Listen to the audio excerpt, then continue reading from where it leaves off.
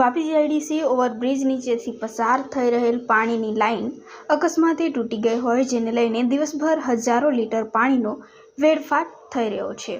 ભર ઉનાળે એક તરફ લોકોને પીવાના પાણીની સમસ્યા ઊભી થઈ છે, તો બીજી તરફ અંડરગ્રાઉન્ડ માર્ગમાંથી પસાર થયેલ પાણીની લાઇન તૂટી ગઈ હોય, જેથી આ દ્રશ્ય જોતા તો એક વખત એવું લાગે કે જાણે પાણીનો ઝરો ફૂટી નીકળ્યો હોય તેવું પ્રતીત થઈ રહ્યું છે.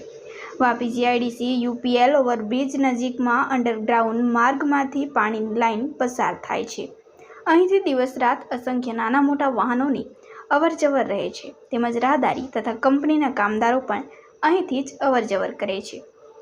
આ માર્ગ પરની પાણીની લાઇન અકસ્માતે તૂટી છે અને દિવસભર હજારો લીટર પાણીનો વેડફાટ થઈ રહ્યો છે.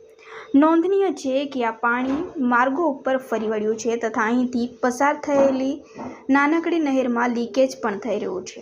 વાપી જીઆઈડીસીમાં ભર ઉનાળે પાણીના સ્તરો નીચે ઉતરી ગયા છે અને લોકોને પીવાના પાણી માટે ટેન્કરો મંગાવવા પડે છે.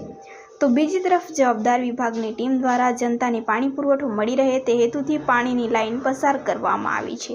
ક્યાંક ને ક્યાંક પાણીની લાઇન લીકેજ થવાને લઈને તેનું સમારકામ પણ થઈ રહ્યું છે.